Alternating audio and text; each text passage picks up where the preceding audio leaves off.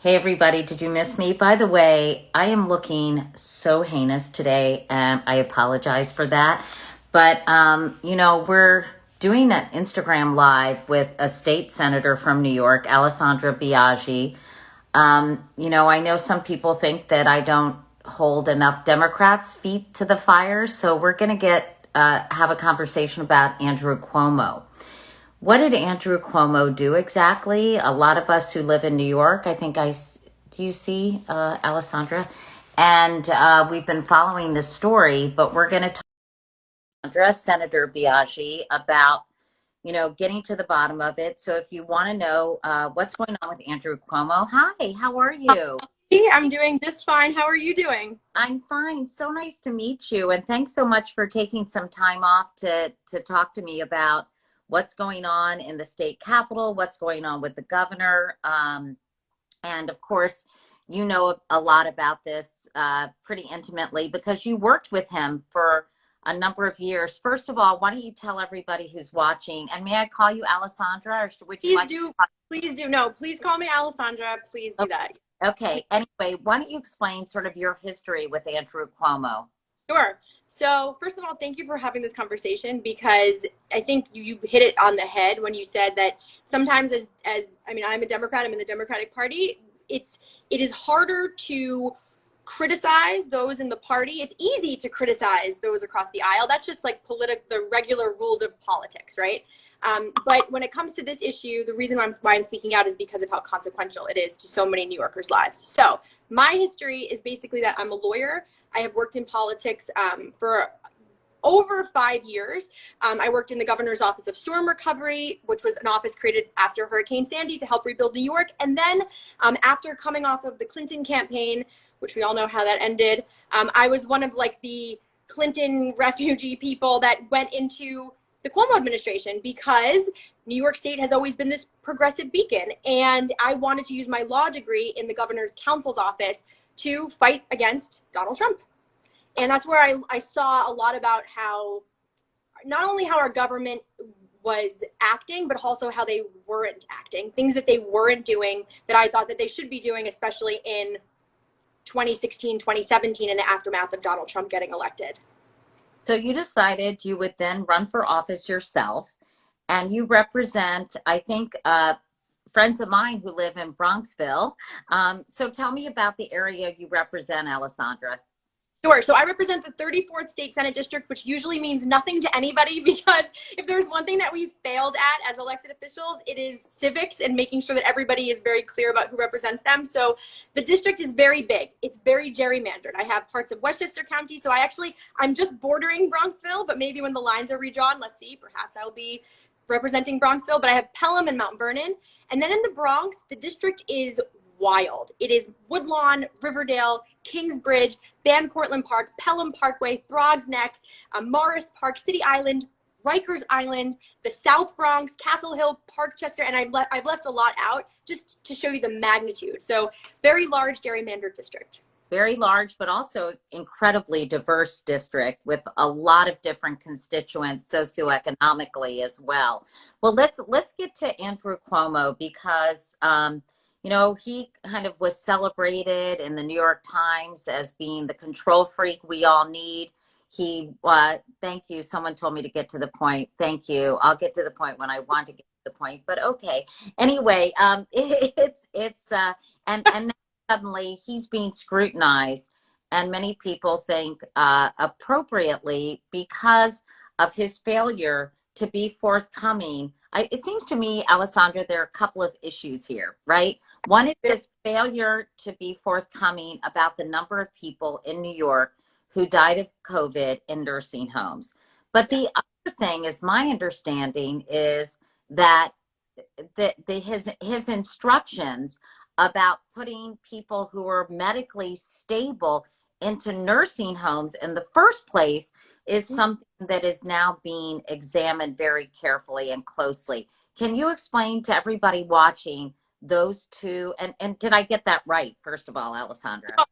You said that perfectly. That's exactly right. So because I believe in being intellectually honest, right? Like if I look back, go all the way back to February, March, right?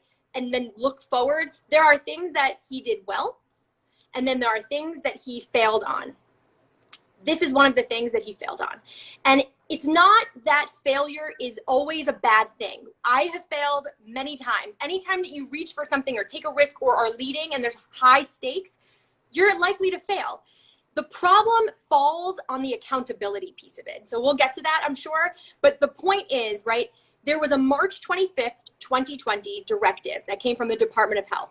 And basically what it said was, if you are a nursing home operator administrator, you are required, must take back to the nursing home COVID positive patients who are being let out of hospitals. So when you are done at the hospital and you're stable, but you're still COVID positive, you have to receive those patients. Why is that a problem? Well, there's two reasons. The first reason is that the most vulnerable population are seniors.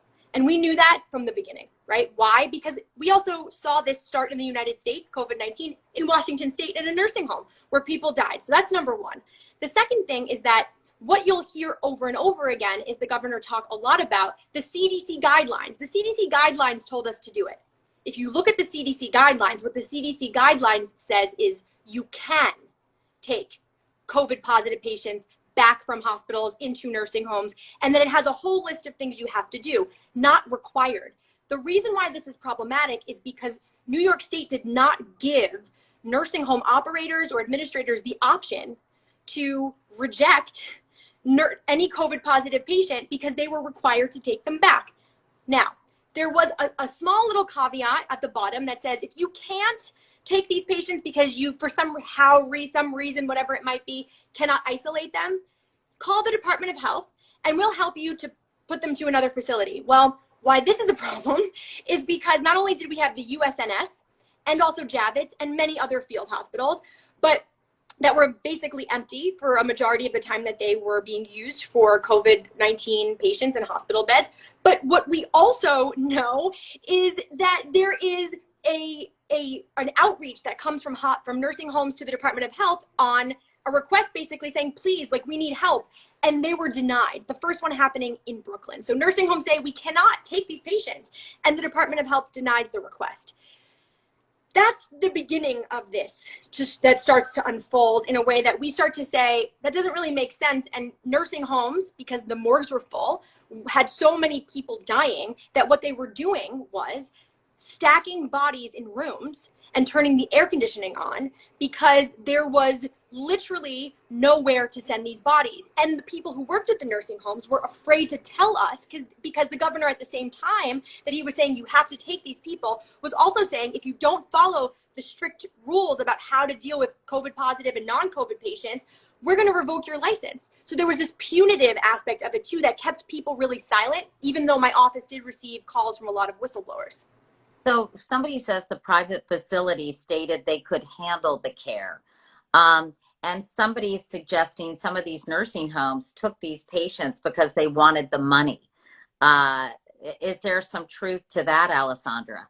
There is certainly some truth to that. And I can tell you that the reason why I can say that with confidence is because on January 28th of this year, the Attorney General released a report of findings about nursing homes and COVID. And one of the things that was found is that profit-driven nursing homes were not giving adequate care. And so, I mean, you can read the report has this robust explanation of what that means. But we know if there's two types of nursing homes, for-profit, not-for-profit. For-profit care about the bottom line. Like, it's a business at the end of the day, right? They want to make money. They want to have Medicaid reimbursements. Having people in the beds means that they continue to make a profit. So I think we can draw that line, and the fact that the AG has that report is a big part of this too. So I guess the question is, somebody else is asking, where would these COVID positive patients, what should have been done? In other words, they shouldn't have been put in nursing homes to infect other people. And obviously they were being put in because they couldn't say no or felt like they couldn't say no. But ideally, now looking back on how this unfolded, what should have been done? I mean, there's so many permutations, but the ones that come top of mind right away is, number one, if you're still COVID positive, you should go to one of those field hospitals, right? If you shouldn't be sent back to a nursing home. The literal ground zero of where you don't want to send vulnerable people is a nursing home, right? So that's number one. And number two is that we had all these field hospitals, right? We had the USNS, which came from the federal government, that remained mostly empty. And that thought alone, I mean, still to this day makes me very angry, because it's a place where people could have gone. The Javits Center as well. There were field hospitals in Central Park, Van Cortlandt Park, and other places across the city. And one note, because I'm sure that somebody's going to say, well, didn't the USNS come here and wasn't it just supposed to be for like recovery, you know, not COVID?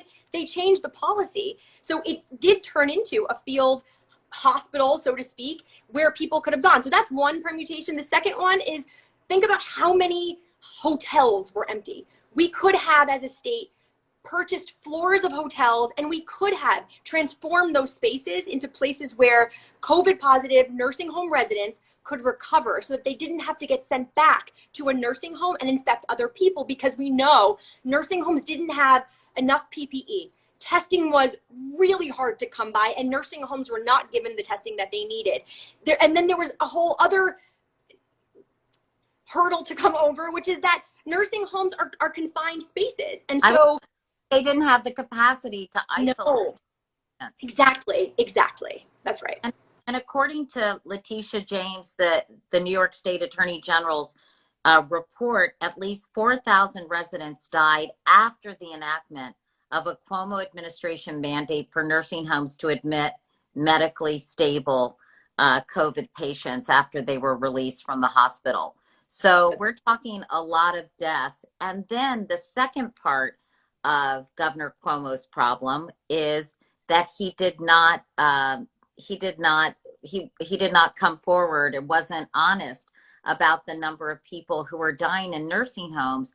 According to, I guess, someone who works with him, she told state legislators that it was because he didn't want to be penalized by the federal government, which seems to be a very specious explanation to me. So What do you make of that explanation?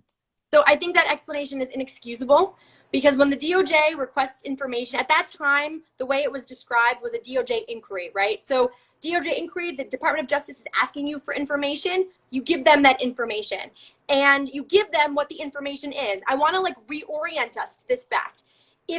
We know to date, roughly 15,000 people died in nursing homes. If the governor had said, New York, 15,000 people died in nursing homes. This is a tragedy. This is outrageous. We feel for the families. We're outraged too, and we made some mistakes. It would be different. But what happened was the numbers were requested from the legislature to the executive over and over and over again, not only in letters or on the phone, but in hearings. And then there were official inquiries. And so instead of telling the legislature, hey, we are getting this information together, it's really complicated, there's a lot of data systems, which we've learned from the transcript that was released from that closed door meeting that you're referring to. I learned all about data in New York, which really does need to get updated, which is another conversation for another day. If they had just said, hey, these are the numbers, but we have to prioritize DOJ, that makes sense. The Department of Justice does take precedence over the legislature, but that's not what happened. What they said was, we didn't want it to become a, quote, political football. So we don't know what numbers were shared with the Department of Justice as a legislative body. And I think that's a question that we have to continue to ask, because do those numbers, are they the same with what the numbers that they shared with the public are? And why would they try to obfuscate and hide the numbers in the first place and make them lower? Because if we go back in time, what we see is that the estimate of people who have died in nursing homes was low. Why? Because what the state was doing was almost different from what almost every other state was doing, which is this. If you are a resident in a nursing home and you go to a hospital and you die in the hospital, you're still considered a nursing home death. But what the state was doing was not counting it as a nursing home death. They were only counting nursing home deaths as the ones where you died literally in the nursing home. And that is not what the regular course of counting deaths in nursing homes, the best practices was to follow. And we know that because other states do it. Especially if you're trying to gather data in a pandemic, right? You could almost see that in normal times if someone died in the hospital, but given the fact that they probably contracted it in the nursing home and Exactly. died in the hospital. That's a very different situation. A That's lot. right. So let me ask you, because now there's the question. So what should happen as a result of this? And as you know, there's some people who think that he should be his emergency powers should be removed. A bill was introduced by Republican lawmakers. Do you support that? Other people say that Governor Cuomo should be impeached for this. So, what do you think are the appropriate consequences, if any, for his actions? Okay, before we go there, can I just touch on immunity for a second? Like, why does immunity matter so much? Okay, the directive goes out to say nursing homes, you have to receive COVID positive patients from the hospital. Okay, at the same time, so that's March 25th. April 3rd, our state budget goes into effect. In the 11th hour of passing our budget, in what felt like the middle of the night, this provision gets added to a certain part of the budget, and it's called immunity. And it was corporate immunity for healthcare facilities, including nursing homes. And essentially what it was a corporate immunity provision put into the budget so that the families of loved ones who either thought or had evidence that there was wrongdoing with the care of their loved ones were prohibited from suing the nursing homes where their loved ones either died or were cared for. That very piece is important. Why? Because a very large special interest in New York drafted that provision. Why do I know that? Because the same special interest put out a press release the following day to say, we aggressively advocated for this. We wrote that provision. And that matters because of this very contradiction, okay? Directive, immunity provision. And at the same time that the governor is on the news saying to people, if you're a nursing home facility and you don't follow the rules, we're going to take away your license. But that was all show, because behind the scenes, he had already provided blanket immunity, which meant that he knew they were not going to be held accountable for the things that they were being asked to do. Okay, so that's a key piece here. Yeah. Explain it this way. It really suggests that he knew or expected this was a potential recipe for disaster, and it would open the doors for litigation against nursing homes. So I guess to me, it speaks of his intent or motivation was obviously like he was cognizant of the fact that this could result in many more deaths. Exactly. And that's why when we fast forward and we are thinking about, well, what should the consequences be? I mean, from the very top, right, there's like an order of operation. You mentioned a few of them. We gave the governor expanded emergency powers. I believe we should repeal those emergency powers. Myself and Assemblymember Ron Kim have introduced a bill to do just that. Also, the repeal of the immunity provisions has to happen. We have to allow families who know that their loved ones either were not treated with the high, level of care that they expect to be able to pursue justice in court if they so choose. And the court system and the justice system can go through that process. The next thing is we have to continue to have investigations and oversight. Right now, there are 2 federal investigations, one in the Eastern District of New York, EDNY, and also an FBI investigation. That's at the federal level, but at the state level, we can have, as a legislative body, investigations as well as oversight in hearings, and the Attorney General, I believe, should also do an additional investigation into this too. And then whatever we find from that, if the findings are, yes, they withheld information, they actually lied, they tried to keep the numbers lower because they did not want the Department of Justice to have the right information or use it against them in some political way, I mean, that is wrongdoing. That's criminal wrongdoing. And so then we can entertain ideas like, impeachment and censorship. But the most important thing that we have to do, just for credibility sake and like having high integrity, is following that process so that the public can also follow along and understand, why would Democrats be so critical of the governor right now? We need to find the information so we can put it all together in a way that makes sense for everyone, because to so many people still, Katie, they still see the governor as the person who was in the press conferences who did provide that safety and security in a time when we needed it, and we did need it. But this is a very big mistake. Yeah, and it sounds like some very serious allegations. And finally, Alessandra, it seems like a lot of this is based on the governor's leadership style. This feels pretty personal. And I want to ask you about that. And I'm not saying it shouldn't be, but it seems to be colored by the way he interacts with people. You were quoted in Vanity Fair, I guess, right? Saying that, quote, people are effing scared to death of this man. A lot of legislators normalize the governor's abusive behavior. And that's a pretty serious thing to say. Can you talk about that and why you felt compelled to speak of your interactions and other people's interactions with him this way? Sure. So this is the part I think that is perhaps important in the sense of the conversation that we're talking about in this context, because his way of governing impacts how policy is made or not made, impacts how New York State makes progress or doesn't make progress, right? So I have had experiences, I've been on the receiving end of phone calls where if I've criticized him for something, namely Amazon leaving New York, or literally pick a topic like the budget process, the calls have come through. He hasn't yelled at me, but the calls are meant to deter me from continuing to criticize him. Now, I have also publicly been on the receiving end of many of his staffers who have not only made comments like, anytime we've criticized the governor, whether it's for pay to play or big fundraisers during the budget season, calling us, myself, Assemblywoman Yulene New, Senator Jessica Ramos, quote,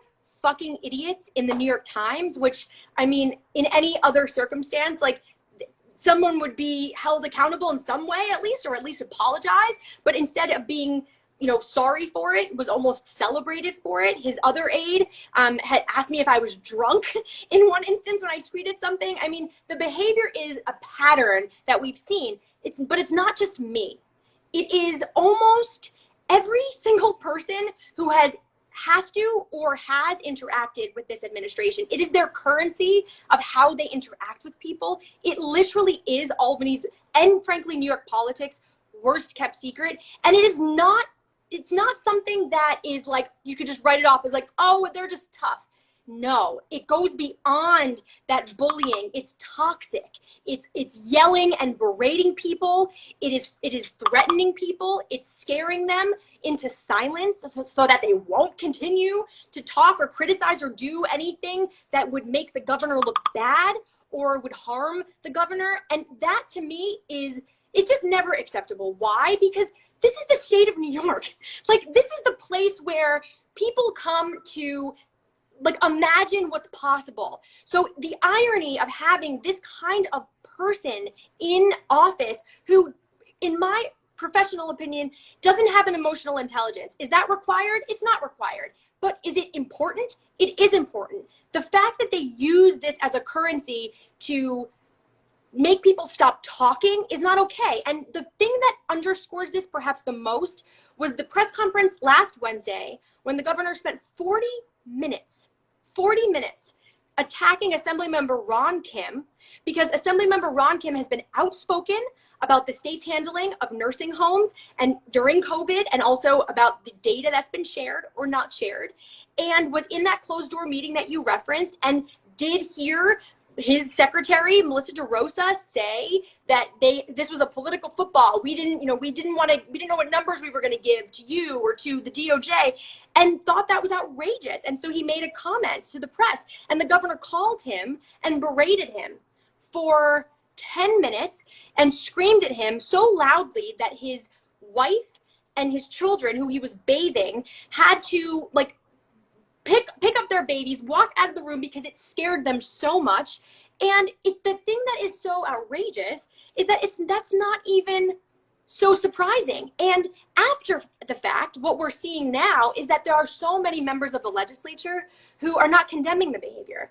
Why? Because it's almost conditioned inside that bubble of Albany to just say, well, that's how he is. But how he is abusive, and it's toxic. And people would want to know if their leaders were unable to do the fullest job that they could because of their behavior. So the link is very clear and direct. But again, many more people are speaking now that usually would be very quiet. So it's a very promising thing, but I don't know if it will be the thing that ends this kind of behavior, because I think that it's been going on for decades. So I think basically you're saying that his behavior is abusive, kind of bullying, inappropriate, but I think the larger issue is obviously that's not acceptable, but it really impacts the way policy is enacted because there's a fear of disagreeing with the governor, and that's something that I think you're hearing from other people who have worked with. You know, Yeah. some people are upset because they say he's not here to defend himself. But I also think it's very important for people like you to have a voice, as someone just said as well. But when it comes to, let's just, in wrapping this up, Alessandra, so now that it's been determined that the governor was not forthcoming, this is something that conservative media has been talking about for some time. And now it seems to be, given what Ms. DeRosa said in that closed door meeting and the Attorney General's report, a lot of validity to this. What do you think? What will exactly, please consider turning off the comments. I know I'm mixed about the comments because sometimes they're obnoxious, but sometimes they're really smart and thoughtful. So I have to weigh it. But we're about done. So tell me basically where we go from here, Alessandra. And then I want to ask you how difficult this has been for you to come forward and talk about this. Very difficult. Okay, so where do we go from here? I think we follow the process of this, okay? The governor does not need expanded emergency powers. We are a year into this process now. We know a lot more about COVID. The legislature is a co-equal branch of government that is the most closely connected to the people we represent. We get to hear the things that are bothering them. Lots of parents are really frustrated with remote learning. There are really important things we can actually use in the policymaking process. And so removing the expanded emergency powers allows us to have a say and allows the governor, or stops the governor from circumventing the legislative process. So that's number one. That is why. It's not just about nursing homes. It's also about that. The second thing is the repeal of the immunity provisions. It is just the responsible thing to do. And that was something that was also in the Attorney General's report. Oversight hearings and an investigation we have to do that. That is just a necessary next step. And then whatever we find from those investigations, and also we have to be cognizant of what the federal investigations also reveal. So we have to do these things in tandem, and we can do hard things. I know we can, we're New York. We can do a lot of things to keep focused on finding the truth. Because at the end of the day, this is what this is all about. 15,000 people, 15,000 New Yorkers lost their lives. And those family members and the people that are impacted by that, which has been a traumatic experience, deserve that information. And the public deserves the information. Why? Because we are public servants. Everything we do every piece of information is in the interest of the public. It is our job to share it. This is important. It's an important part of the COVID-19 pandemic history, and also it's important because we have to get to the truth. So our truth seeking has to continue, and then we can determine what are the if we find that there is criminal wrongdoing, then we have to be serious, and we have to hold accountable those people in our own party, yes, who do things that are inappropriate, unethical, and sometimes illegal. Two quick questions in closing. How many people, do you have any idea how many people were planning to sue or to file wrongful death suits as a result of a loved one dying in a nursing home placed there after they left the hospital? So there is a coalition of families that actually organized. I've met with them before. We've heard their stories. From that coalition, there are several hundred, but that's just that coalition. So the number is unknown. I cannot in good faith give you a number, but the fact that there's a coalition that already exists just tells you how many people and how many families believe that they were harmed and that their loved ones were harmed. I want to just also share, during the time when COVID was on the surge, the nursing homes were overwhelmed, yes, but they weren't answering the phones. So a lot of family members had no idea what was going on with their loved ones, and that plays a role in this as well. You mean so they were being transferred from hospitals to nursing homes without anyone knowing? Yes. The Yes. hospitals were so overcrowded and they had to make room for incoming COVID patients. That's right. So, what do you think this will do to Governor Cuomo, these latest revelations about what impact do you think it will have on his political future? I mean, it's uncertain. It's uncertain. And the reason it's uncertain is because if we allow for politics to lead the conversation, right? If this is like the Republicans are saying this and then the Democrats are saying that, it's so far above that. And I keep trying to orient us towards that because yes, okay, if we agree with the Republicans on this, like fine, right? But it's not about that. So I think that what is important here is that we are like focused on the truth and what the truth will reveal to us. I think that will be determinative for him and what the future has in store for him. But again, I want to just say this is something we haven't heard from him. And I think this plays a big role. It does not take much. Well, maybe for me it doesn't, but it doesn't take much to apologize. It doesn't take much. And we have not heard him say, I am sorry.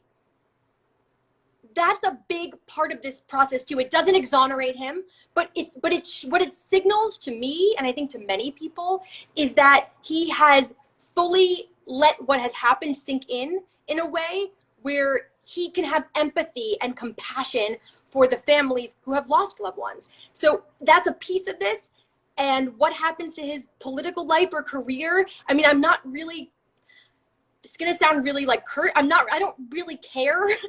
What I care about are the people who have called my office over and over and over again to get answers. And why? Because I also represent the district with the most number of nursing homes of any other state Senate district. So the calls that we got were just in the hundreds on this, if not the thousands. And so for me, like my main focus is like, let's get to the bottom of this because it's taking up all the oxygen in the room.